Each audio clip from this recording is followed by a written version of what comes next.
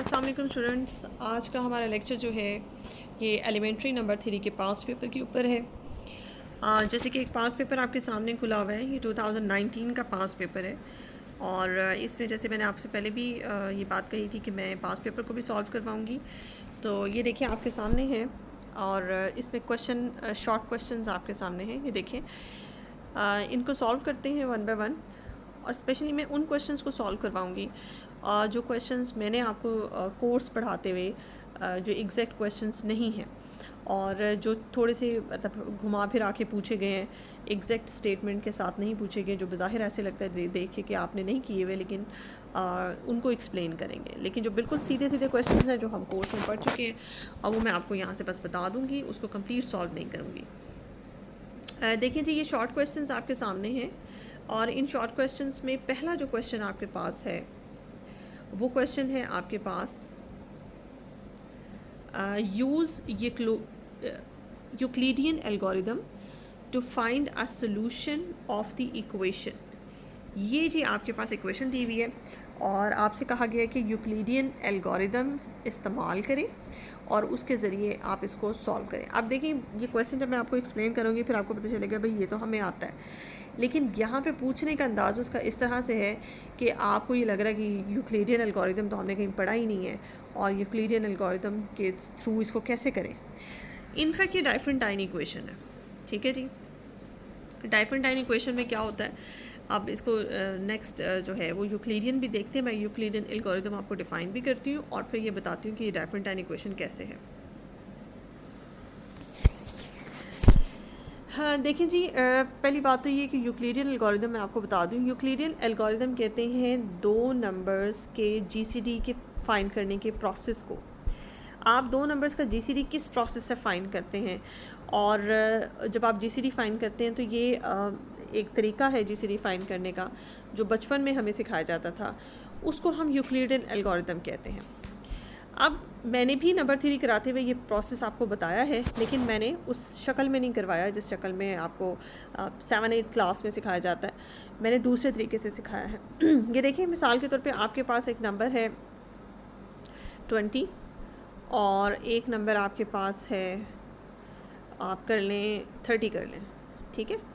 तो आपसे अगर कहा जाए कि इन दोनों का जीसीडी फाइंड करें तो आप कैसे फाइंड करेंगे। अब मैं उस प्रोसेस के थ्रू करवा रही हूँ जो कि हमने बचपन में पढ़ा था और उसका नाम यूक्लिडियन एल्गोरिदम है, लेकिन उसको मैंने आपको नंबर 3 कराते हुए भी कराया, लेकिन मैंने ये वर्ड इस्तेमाल नहीं किया था। ये देखिए जी 20 एंड 30 में से जो बड़ा नंबर है 30 है, आप 30 को अंदर रखें और 20 को बाहर रखें और डिवाइड करें। 21 से 20 और रिमाइंडर आपके पास क्या बचता है 10। अब आपसे कहा जाए कि इसी 10 को रिमाइंडर को बाहर रखें और जो आपका डिवाइज़र है वो आप डिविडेंड बना दें और आप इस 10 से इस 20 को डिवाइड करें तो 10 2 ज़ा 20, ठीक है। रिमाइंडर आपका 0 आ जाता है। तो अब आपने देखा आपका ये वो प्रोसेस मैं आपको याद करा रही हूँ कि जो हमें स्कूल में करवाया जाता था, बिल्कुल जीसीडी फाइंड करने का तरीका सिखाया जाता था। ये वो तरीका है, इसको कहते हैं यूक्लिडियन एल्गोरिदम। इस तरीके से जीसीडी फाइंड करने को यूक्लिडियन एल्गोरिदम कहते हैं। अब इसमें जो जीसीडी आपका निकलता है जिस रिमाइंडर की वजह से, यानी कि जब आपका जिस स्टेप पे रिमाइंडर 0 आ जाता है और जिस डिवाइज़र की वजह से रिमाइंडर आपका 0 आता है, वही डिवाइज़र जो है इन दोनों नंबर्स का 20 एंड 30 का जीसीडी होता है। लेकिन नंबर 3 कराते हुए इस क्वेश्चन को मैंने इस तरह से करवाया था। मैंने आपको इसी यूक्लिडियन एल्गोरिदम को थोड़ा यूँ समझें कि मॉडर्नाइज्ड वे में करवाया था।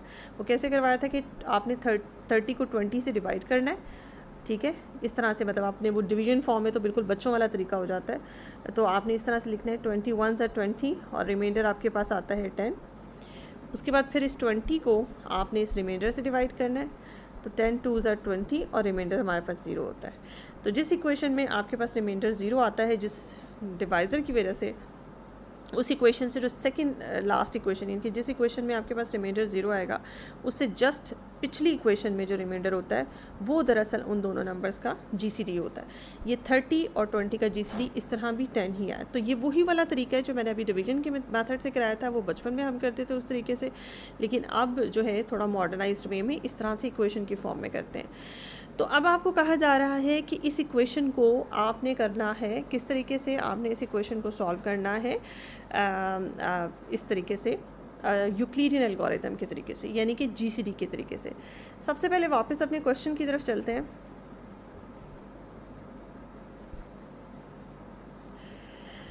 ये देखिए जी, हमारा क्वेश्चन है यूक्लिडियन एल्गोरिदम इस्तेमाल करें। अब यूक्लिडियन एल्गोरिदम तो हमें पता चल गया है और आपने इस इक्वेशन का सोल्यूशन निकालना है, ठीक है।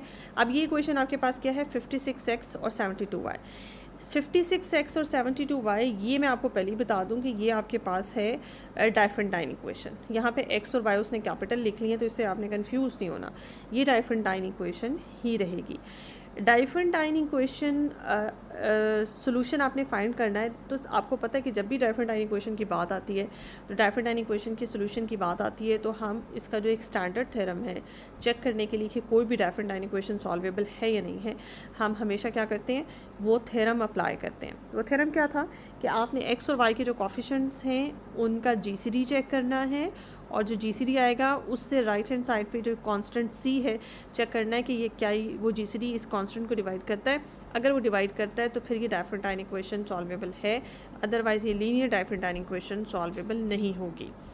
अब 56 और 72 का हमारे पास जीसीडी, अब देखें ना इसमें जीसीडी वाला मेथड यूज़ होगा। तो यूक्लिडियन एल्गोरिदम क्या है, यूक्लिडियन एल्गोरिदम भी बेसिकली जीसीडी ही है, ठीक है। तो हम क्या करते हैं, हम इसका जीसीडी फाइंड करते हैं, फिर उस जो भी जीसीडी आएगा उस तरीके से आंसर चेक करेंगे क्या वो 8 को डिवाइड करता है। अगर वो करता है तो हम कहेंगे कि ये हमारी इक्वेशन जो है ये सॉल्वेबल है, और फिर उसके बाद हम ये कहेंगे कि इसका सोल्यूशन एग्जिस्ट करता है। अब उसने यहाँ पे ख़त्म नहीं किया, उसने कहा टू फाइंड द सोल्यूशन। आपने इसका सोल्यूशन भी फाइंड करके देना है, क्योंकि ये देखिए ना 5 नंबर का ये क्वेश्चन है, कोई 2 नंबर का तो है नहीं कि हम सिर्फ इतनी जस्टिफिकेशन दे दें कि जी सोल्यूशन एग्जिस्ट करता है। सोल्यूशन भी चूँकि फाइंड करना है, तो फिर आपने डाइफरेंटाइन इक्वेशन को जैसे सॉल्व करते हैं आपने वो सॉल्व करना है। अब डाइफरेंटाइन इक्वेशन का आपको पता है कि एक जनरल सोल्यूशन होता है और एक हमारा होता है पर्टिकुलर सोल्यूशन होता है, फिर एक जनरल सोल्यूशन होता है। तो आप पर्टिकुलर सोल्यूशन फाइंड करें और उसको फिर जनरलाइज कर देंगे। आपके पास एक तरीका है कि आप एक ही सोल्यूशन, इनिशियल सोल्यूशन जो है बस वो दे दें, क्योंकि उसने यहाँ फाइंड आ सोल्यूशन कहा है। लेकिन अगर आप चाहते हैं कि आपके मार्क्स ना कटें और आप इसको पूरी तरह से हर तरह से इसको कवर कर लें, तो आप जो पर्टिकुलर इनिशियल सोल्यूशन फाइंड करेंगे उसको जनरलाइज फॉर्म में लिख दें बस, तो वो आपका जनरल सोल्यूशन भी हो जाएगा, तो आपके किसी तरह भी नंबर जो है वो कट नहीं सकेंगे। तो इसको देखते हैं, अब इसको प्रॉपर्ली सॉल्व कर लेते हैं। 56x and 72y is equals to 8।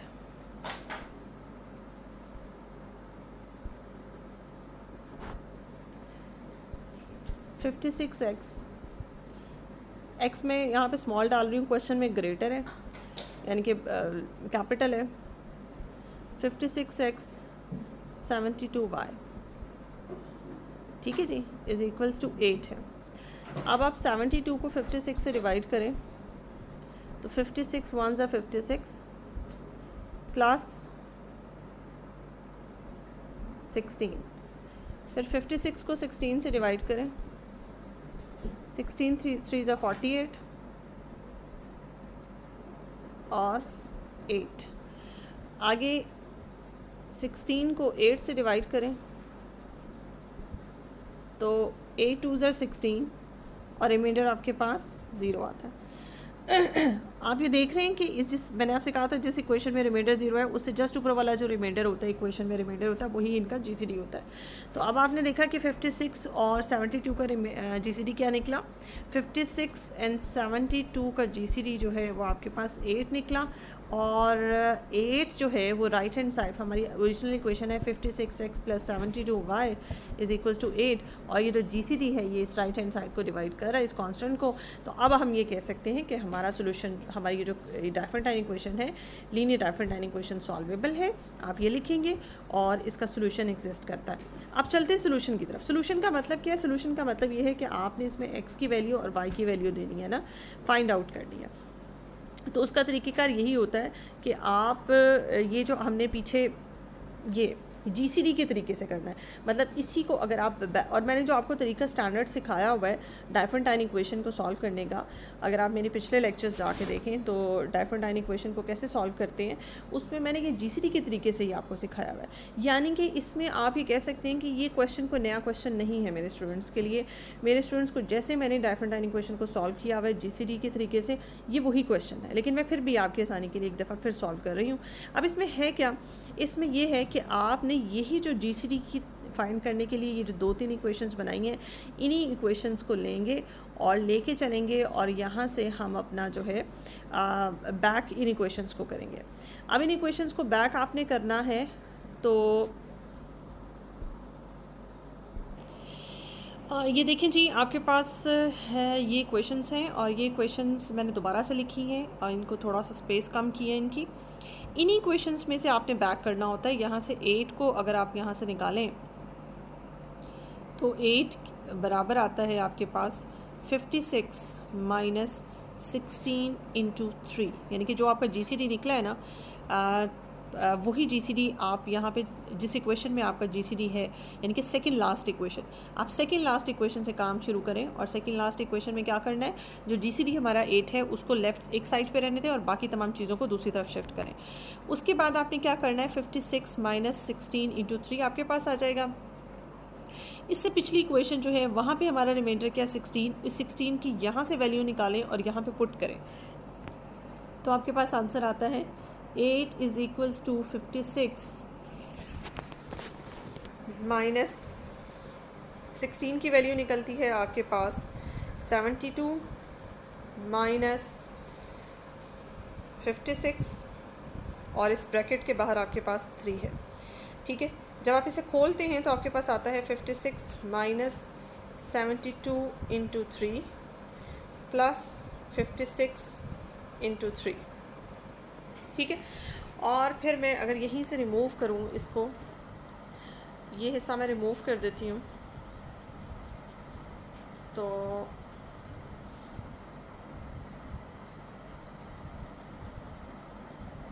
आपके पास बनता है 8 is equals to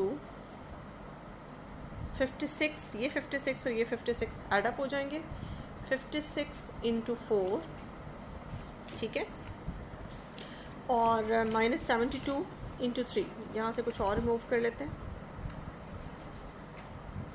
minus 72 into 3।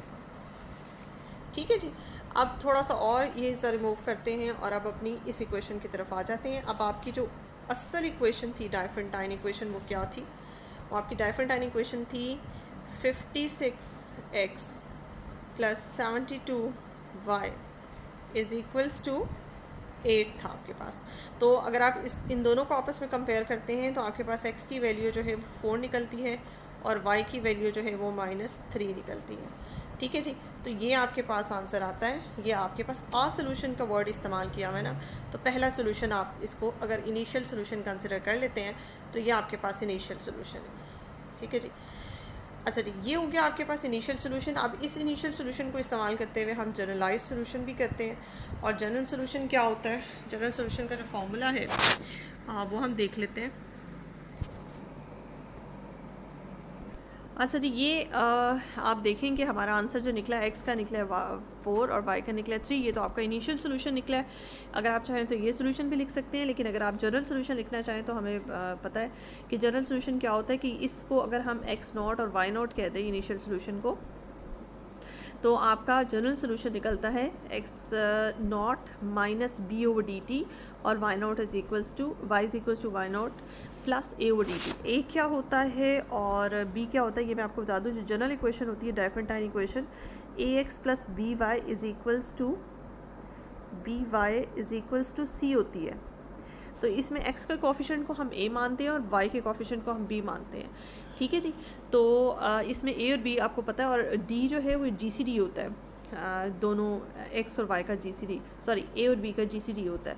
तो a और b का GCD हमने 8 निकाला, तो d की जगह 8, y0 की जगह -3, x0 की जगह 4, और यहाँ पे भी आप देख लें b हमारे पास ओरिजिनल क्वेश्चन में b क्या है, 72y है ना आपके पास, तो 72 आपका b है, और a जो है 56x था, तो a आपका 56 है। ठीक है, तो मैंने तमाम चीज़ें बता दी। और ये t जो है ये ये आपका वो है इंटीजर है, कोई भी इंटीजर, यहाँ पे डिफरेंट इंटीजर्स पुट करते जाए आपके पास आंसर आते जाएंगे। तो ये जनरल सोल्यूशन भी आपने लिख दिया और आपने पर्टिकुलर सोल्यूशन में लिख दिया। तो यहाँ पे हमारा जो है पहला क्वेश्चन ख़त्म हो जाता है। ठीक है जी, तो होप्स हो कि आपको समझ आ गई होगी। नेक्स्ट लेक्चर में नेक्स्ट कुछ क्वेश्चंस इसके जो हैं वो करेंगे, जो कि आपको स्टेटमेंट आपको बज़ाहिर जो लगती है कि बहुत डिफरेंट है, तो इसको देख लें, इसकी प्रैक्टिस कर लें काइंडली।